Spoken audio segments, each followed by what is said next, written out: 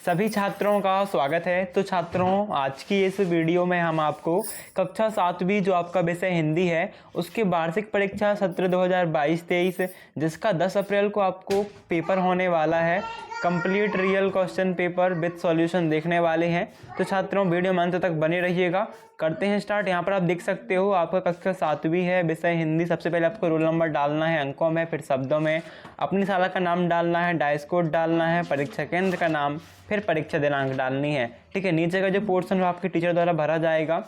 अभी हम प्रश्नोत्तर देख लेते हैं छात्रों। तो आपका पहला प्रश्न है, झीलों की नगरी किसे कहते हैं? तो यहाँ पर आपको देखो 4 ऑप्शन है, उज्जैन, भोपाल, जबलपुर, खंडवा। यहाँ पर आपको राइट आंसर लिख देना है भोपाल। ठीक है, नेक्स्ट क्वेश्चन है, अवंतिका नगर को प्रिया जानते हैं? तो अवंतिका नगर जो है छात्रों से प्रिया उज्जैन के नाम से जानते हैं। फिर दिन शब्द का विलोम होगा, तो दिन का विलोम क्या हो जाएगा? सिंपल है, रात हो जाएगा, ये आपका राइट आंसर रहेगा।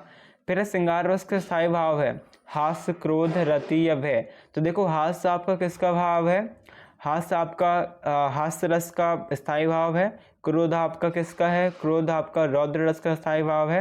रति जो है आपका ये श्रृंगार रस का स्थायी भाव है। तो आपका राइट आंसर क्या जाएगा? चौथे में रति। फिर निम्न में से एक अलंकार है, तो यहाँ पर आपका उपमा अलंकार होता है, तो ये उपमा राइट आंसर हो जाएगा। फिर नेक्स्ट क्वेश्चन है, काव्य की शोभा बढ़ाने वाले वाक्य हैं। तो जो काव्य की शोभा बढ़ाते हैं उन्हें हम अलंकार कहते हैं। ठीक है, तो राइट आंसर क्या रखना है आपको? अलंकार लिख देना है। फिर काव्य को पढ़ने सुनने में जो आनंद आता है उसे कहते हैं, तो छात्रों उसे हम रस कहते हैं।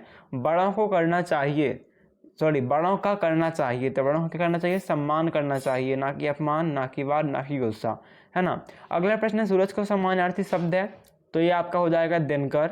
फिर है सुख का विलोम होगा, तो सुख का विलोम क्या होता है? ऑब्वियसली आपका राइट आंसर क्या जाएगा? दुख। ठीक है, इसके बाद देखते हैं नेक्स्ट क्वेश्चन छात्रों, जो कि आपका क्या है? लघुत्तरी प्रश्न 11 से लेकर 20 तक।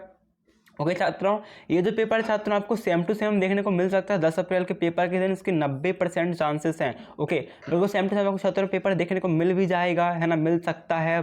तो आप बहुत अच्छे से तैयार कर लो इसे।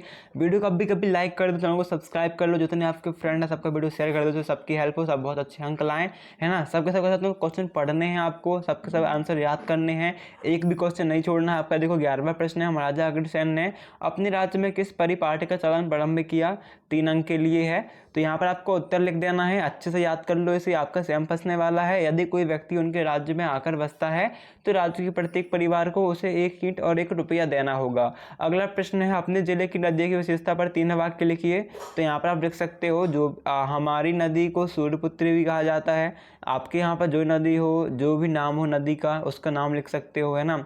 हमारी नदी में बहुत अधिक जलधारा है, ऐसा लिख सकते हो आप। दूसरा लिख सकते हो, ये नदी यहाँ पर लिखा है 65,150 वर्ग किलोमीटर है, तो आप इस तरह लिख सकते हो कि हमारी नदी का जल अत्यंत है। दूसरा लिख सकते हो आप कि यह नदी जो है इसमें कई जीव जंतुओं का वास है। और थर्ड पॉइंट लिख सकते हो, ये कहाँ से होकर गुजरती है, या फिर आपको नहीं पता है आपकी नदी कहाँ से होकर गुजरती है, आप लिख सकते हो कि इस नदी द्वारा विभिन्न मानव जाति का पोषण पालन होता है। फिर लिख सकते हो 13वां, बी उपसर्ग जोड़कर कोई 2 शब्द बनाने हैं आपको, तो बी धन ज्ञान विज्ञान और विजय, बी धन जय विजय आपका हो जाएगा। अगला प्रश्न है छात्रों, मध्य प्रदेश की प्रसिद्ध बोलियां कौन कौन सी हैं? तो मध्य प्रदेश की प्रसिद्ध बोलियां बुंदेली, बघेली, छत्तीसगढ़ी, मालवी, निमाड़ी, भीली बोलियां हैं। बस आपको ये नाम ही लिख देने हैं, बस इतना आपको याद तैयार कर लेना है। ठीक है, अगला है, जीवन में आने वाली बाधाएं क्या देकर वापस चली जाती हैं? तो विफलताएं मनुष्य के पक्के इरादे को देखकर अपने आप ही चली जाती हैं। वे उसके मार्ग में रुकावट बनने से हट जाती हैं। ठीक है, तो ये आपका हो जाएगा। अगला प्रश्न है आपका, या फिर आप यहाँ पर लिख सकते हो, जीवन में आने वाली बाधाएं क्या देकर, तो देकर लिख सकते हो क्या देखकर वापस चली जाती हैं ना। देखकर लिख सकते हो कि मनुष्य के पक्के इरादे देखकर वापस चली जाती हैं, आप इतना लिख भी सकते हो, पक्के इरादे देखकर। तो इतना भी आपका कंप्लीट आंसर रहेगा। फिर है, महाराजा छत्रसाल ने अपने घोड़े का स्मारक क्यों बनवाया? तो इसको देखो अच्छे से याद कर लो। महाराजा छत्रसाल ने घोड़े का स्मारक बनवाया क्योंकि वह घोड़े को अपने भाई की तरह प्रेम करते थे, है ना, तथा घोड़े ने महाराजा को हमेशा साथ दिया था। अगला प्रश्न है, घाघ और वड्डारी के अनुसार कब भरपूर वर्षा होती है? तो इसमें आपको लिखना है, कृष्ण पक्ष की प्रतिपदा को आसमान में बादल छाए रहे हैं और प्रातःकाल सूर्योदय न हो तो निश्चित ही 4 महीने तक जोरदार वर्षा होती है। ये आपका हो जाएगा। फिर डॉक्टर कलाम को मिसाइल मैन क्यों कहा जाता है, तो यहाँ पर आप देख सकते हो भारत के बैलिस्टिक मिसाइल और लॉन्चिंग टेक्नोलॉजी में आत्मनिर्भर बनाने के कारण ही एपीजे अब्दुल कलाम का नाम मिसाइल मैन पड़ा। फिर लेनिन शांति पुरस्कार लेते समय डॉक्टर रमन ने क्या कहा था, मैं अपने ज्ञान का उपयोग सैनिक कार्यों के लिए कभी नहीं किया, मैंने हमेशा यही कोशिश की है कि मेरी खोजों का इस्तेमाल हमेशा संरचनात्मक कार्यों में हो, इससे मानव जाति का कल्याण हो, ये आपको तैयार कर लेना है। फिर है बालराम कृष्ण को क्या कहकर चढ़ाते थे, तो बलराम कृष्ण को मोल देकर खरीदा हुआ बताते थे, है ना। इतना लिख देना आपको, इतना जो आपका आंसर हो जाएगा कि यह कहकर चढ़ाते थे। आप और भी याद कर सकते हो, यशोदा ने उसे जन्म नहीं दिया, उसके यानी कृष्ण के माता पिता कौन है, नंद और यशोदा दोनों ही गोरे रंग के हैं, उसका शरीर सांवला क्यों है, इस तरह की अनेक बातें कहकर बलराम कृष्ण को चढ़ाते रहते हैं।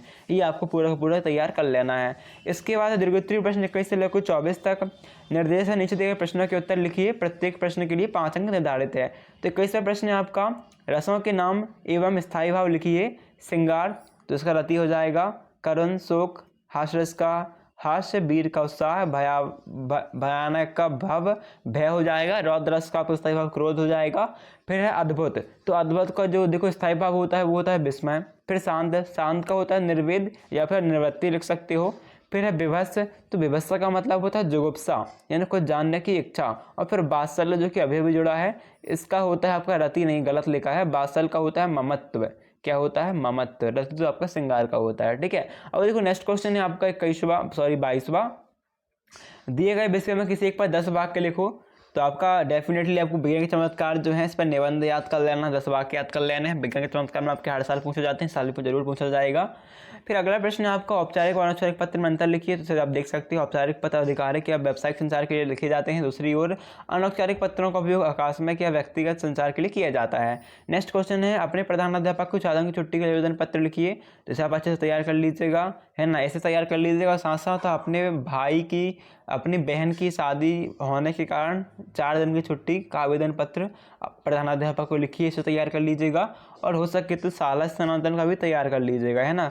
बहन की शादी के कारण 4 दिन की छुट्टी और प्रधानाध्यापक के लिए 4 दिन की छुट्टी और शाला स्थानांतरण, इन तीनों का पढ़ लीजिएगा। ओके छात्रों, तो ये आपका कंप्लीट इंपॉर्टेंट मॉडल पेपर है जो कि आपको बिल्कुल 90% चांस सकता है, सेम टू सेम फंस सकता है और फंस भी जाएगा, इसलिए आप अच्छे से तैयार कर लो। मिलते हैं नेक्स्ट वीडियो में, तब तक के लिए थैंक्स फॉर वॉचिंग, धन्यवाद।